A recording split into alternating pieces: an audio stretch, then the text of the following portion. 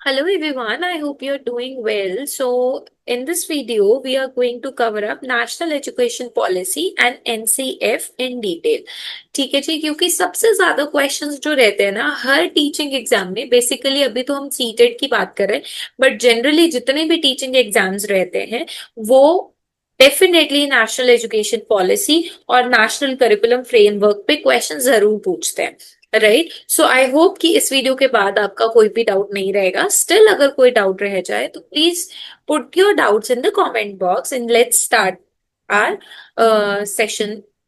सो national education policy NEP 2020 में आई और किसने अप्रूव किया इसे? यूनियन कैबिनेट ने 29 जुलाई 2020।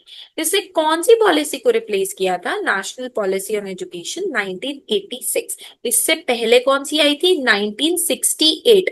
ध्यान रखना। अब आप कहेंगे कि कैसे याद करें? 68 का उल्टा कर दो, 86। ठीक है, ऐसे ध्यान रह जाएगा आई बिलीव।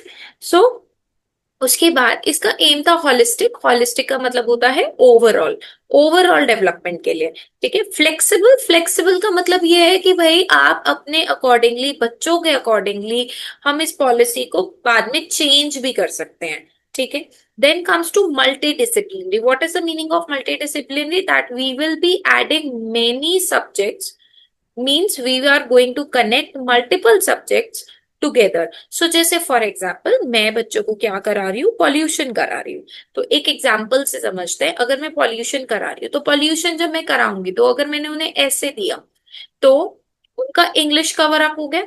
या लेट सपोज ऐसे देने की बजाय मैंने उनको दे दिया कि तुम्हें पीपीटी बना के लानी है। तो अगर उन्हें पॉल्यूशन पे पीपीटी बनानी है और मैंने उन्हें बोला कि try to create it multi in the form of कि मल्टी डिसिप्लिन को आपने कनेक्ट करना है, तो आपने उसको पीपीटी दी। जब वो लैंग्वेज में लिखेगा, लैंग्वेज कनेक्ट हो गई, it could be English, Hindi, Punjabi और एनी अदर। ठीक है, then it is like science के कॉन्सेप्ट्स सीखेगा। राइट, मैथ्स में कितना डाटा है, राइट, बार ग्राफ उसमें ऐड हो जाएगा। ठीक है, उसके बाद अगर ईवीएस बोले तो किस तरीके से नेचर को सेव करना है। एसएसटी बोले, राइट, तो एसएसटी में ज्योग्राफिकल एरियाज ऐसे कौन कौन से हैं, है ना? ज्योग्राफिकल एरियाज ऐसे कौन कौन से हैं जिसके अंदर जो पॉल्यूशन है वो सबसे ज्यादा पाया जा रही है? कौन सी ऐसी सिटी है मोस्ट पॉल्यूटेड? तो इस तरीके से आपने सारे सब्जेक्ट्स को आपस में क्या कर लिया? जोड़ लिया। और यही 21st सेंचुरी की नीड है। इसका विजन क्या है? सबको एजुकेशन मिलनी चाहिए और क्वालिटी एजुकेशन चाहिए। रोट लर्निंग नहीं करानी, मेमोराइजेशन नहीं करानी। और एमएचआरडी मिनिस्ट्री जो ह्यूमन अफेयर्स की थी, human resources and development, right, इसका नाम बदल के मिनिस्ट्री ऑफ एजुकेशन रख दिया गया। आई होप ये चीज क्लियर हो गई होगी आपको। Let's come to the next part of it. ठीक है, इसकी हाइलाइट्स क्या है? इसके हाइलाइट्स थे फाउंडेशनल जब स्टेज होगी, अब हमने न्यू स्ट्रक्चर दे दिया 5+3+3+4।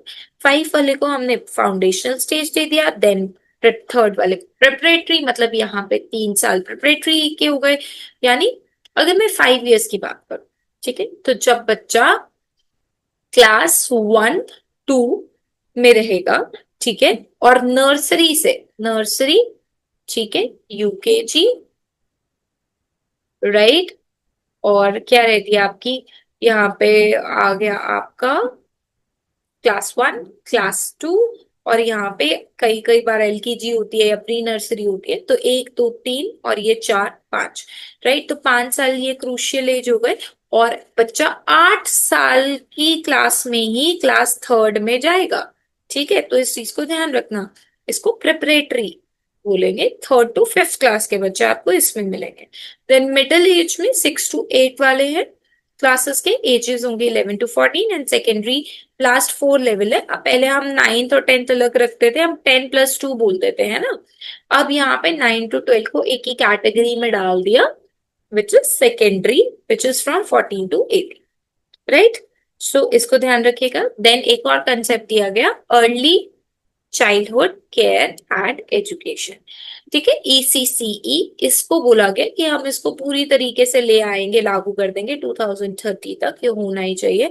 हमारा फोकस है कि हम ऐसी लर्निंग कराएं कि खेल खेल में बच्चा जो फाउंडेशनल स्टेजेस है उसके अंदर लर्निंग कर जाए, चाहे टॉय से, स्टोरी से, म्यूजिक से। सो एनसीईआरटी ऐसा करिकुलम बनाएगी जिसका नाम है NCP, national curricular and pedagogical framework for ECCE, जिसकी वजह से, जिससे आप प्ले बेस्ड, और अभी जैसे जादुई पिटारा, बहुत सारी चीजें जो है वो CBSE निकालता रहता है। एनसीईआरटी भी ने भी अपनी बुक्स चेंज करी है।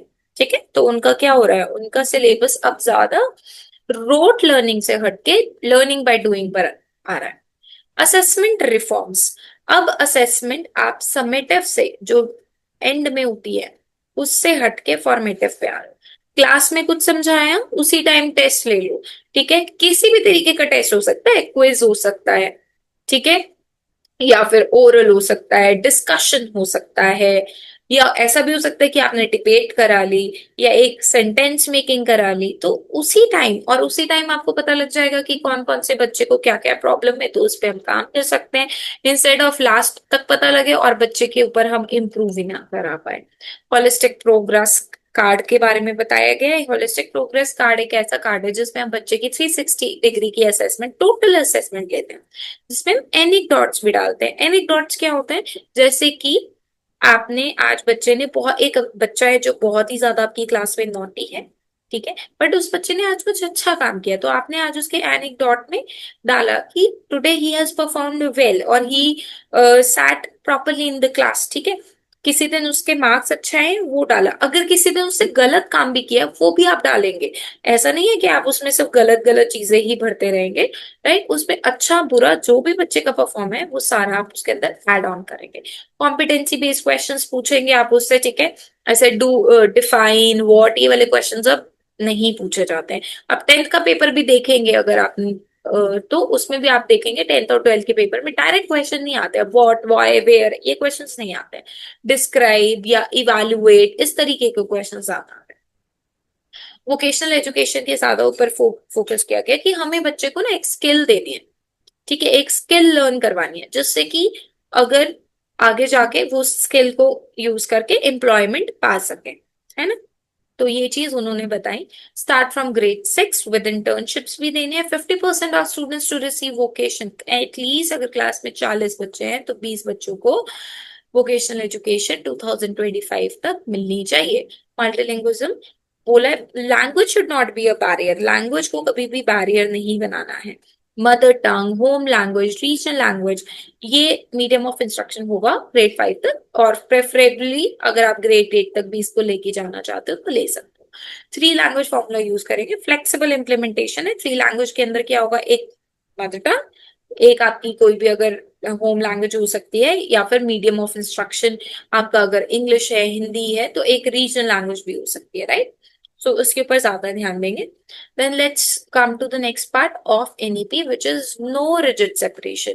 मतलब कोई भी ऐसी एकेडमिक, वोकेशनल, करिकुलर और एक्स्ट्रा करिकुलर स्ट्रीम्स हम नहीं बनाएंगे, right, and no distinction among academic, vocational, curricular और एक्स्ट्रा करिकुलर स्ट्रीम, और साथ में बोर्ड एग्जाम्स को अब इजियर बनाने की कोशिश की जाएगी। Modular and test core competency, जैसे कि आपको पता है बोर्ड एग्जाम्स भी 10th के कितने बार होंगे, 10th और 12th के 2 बार होंगे। पहला बोर्ड का एग्जाम कंपल्सरी है और जो दूसरे वाला है वो इम्प्रूवमेंट का है, उसके लिए आपको पे करना पड़ेगा, और सिर्फ 3 ही सब्जेक्ट्स में आप उसे भर पाएंगे जो इम्प्रूवमेंट होगा। फर्स्ट वाला सब भर सकते हैं और सबको भरना ही है। नेशनल असेसमेंट सेंटर बताया गया, परख। परख क्या है, performance assessment, review and analysis of knowledge for holistic development. Performance को असेस किया जाएगा, रिव्यू किया जाएगा, उनकी जो नॉलेज है होलिस्टिक डेवलपमेंट के लिए एनालाइज किया जाएगा, ठीक है। तो इस तरीके से असेसमेंट ली जाएगी। टीचर की एजुकेशन की भी बात की गई है कि टीचर को भी ट्रेन किया जाएगा बाय 2030। 4 ईयर इंटीग्रेटेड प्रोग्राम होगा बीएड का। अभी तक पहले लोग 1 साल कर रहे थे, फिर 2 साल आया, अब 4 साल का प्रोग्राम बना दिया। टीपीटी कॉन्टिन्यूअस प्रोफेशनल डेवलपमेंट दी जाएगी 50 घंटे, 25 घंटे आपको पता है इन हाउस और 25 घंटे आपको सीबीएसई ट्रेनिंग पोर्टल से करनी है। नेशनल मिशन फॉर मेंटोरिंग, एक ऐसा मिशन सेट किया जाएगा जहां पर अब हम टीचर्स को, जैसे टीओटी है, ठीक है, it's a national mission training of teachers, right. Higher education की बात करें तो increase GER gross enrolment ratio जो है वो बढ़ाया जाएगा बट 250% बाय 2035। एंड इंट्रोडक्शन लाया गया multi disciplinary education and research पर, MERU आप बोल सकते हो। इस्टेब्लिशमेंट की गई high education commission of India, NHERC, right, और NAC की। एंड देन आपका हुआ HEGC for funding and GEC for academic standards, ठीक है जी। देन नेशनल टेस्टिंग एजेंसी जो कि NT है वो एग्जाम्स कंडक्ट करेगी और academic bank of credit store करेगी डिजिटली। टेक्नोलॉजी इन एजुकेशन की बात करें तो नेशनल एजुकेशन टेक्नोलॉजी फॉर्म को एस्टैब्लिश किया गया और ज्यादा से ज्यादा फोकस किया गया कि अगर हम टेक्नोलॉजी को लर्निंग में, टीचिंग में, असेसमेंट में किस तरीके से यूज कर पाए। इंक्लूसिव एजुकेशन देनी है specifically to the groups which are disadvantage, SC, ST, OBC minorities and the people और द चिल्ड्रन विद डिसेबिलिटीज, ठीक है। Establishment of gender inclusion fund, ऐसा फंड जिसमें जेंडर को इंक्लूड किया जाए और उनको लोगों को अवेयर किया जाए, स्पेशल एजुकेशन जोन्स बनाए जाए, ये सारी चीजें जो है NEP चाहती है। अदर की इनिशिएटिव क्या बताया गया, एनी नेशनल करिकुलम जो फ्रेमवर्क है वो भी डेवलप हुआ based on NEP। Bagless day बताए गए कि डे, ऐसे डेज होने चाहिए जहां बैगलेस हो, जहां पे इंटर्नशिप दी जाए, कोडिंग कराई जाए क्लास 6 से, ये ध्यान रखना, कोडिंग फ्रॉम क्लास 6 इंपॉर्टेंट है ये। Promotion of Indian languages, arts and culture, इनको प्रमोट किया गया। Then comes to national curriculum framework. अब ये ये सेकंड पार्ट है आपका, ये NCERT ने प्रिपेयर किया under the chairmanship of professor Yashpal. इसके 5 गाइडिंग प्रिंसिपल है। फर्स्ट, नॉलेज को कनेक्ट करिए, ऐसे कनेक्ट करिए कि बच्चा आउटसाइड द स्कूल भी उस नॉलेज को जोड़ पाए, कनेक्टिविटी फील कर पाए। Ensure learning is a shift from rote matter, रट्टा नहीं मरवाना किसी से भी। एनरिच करिकुलम, जो बुक्स है, अगर आप 6 की बुक्स देखेंगे, 7 की बुक्स देखेंगे, जो चेंजेस हुए हैं उनके अंदर, ठीक है, उसका करिकुलम ऐसा है, लर्निंग बाय डूइंग, ठीक है, उसके अंदर रट्टा मारने वाली कोई चीज नहीं है, बच्चे एक्टिविटीज कर करके सीखेंगे। मेक एग्जाम मोर फ्लेक्सिबल, कर सके हम एग्जाम को, इंटीग्रेट करें उसे क्लासरूम लर्निंग के साथ। Nurture and identity inform bye caring concern with in the democratic policy, इस तरीके से हम नर्चर करें बच्चों को जिससे कि एक वो बच्चा जो है वो बहुत अच्छा ग्रूमिंग उसकी हो। की फोकस क्या थे इसके अंदर, बेसिकली मल्टीलिंग्विज्म को ज्यादा फोकस किया गया, मतलब एक से ज्यादा भाषा बोल सकते हैं, ठीक है। मैथ्स की अगर हम बात करें तो कॉन्सेप्चुअल अंडरस्टैंडिंग जरूरी है। देन फिर उसके बाद आएगा प्रोसीजर। साइंस में एक्सपेरिमेंटेशन और डिस्कवरी पे ज्यादा काम बोला गया, और सोशल साइंस में डेमोक्रेसी जैसी वैल्यूज, इक्वालिटी, जस्टिस, इन चीजों के बारे में बच्चों को पता होना चाहिए।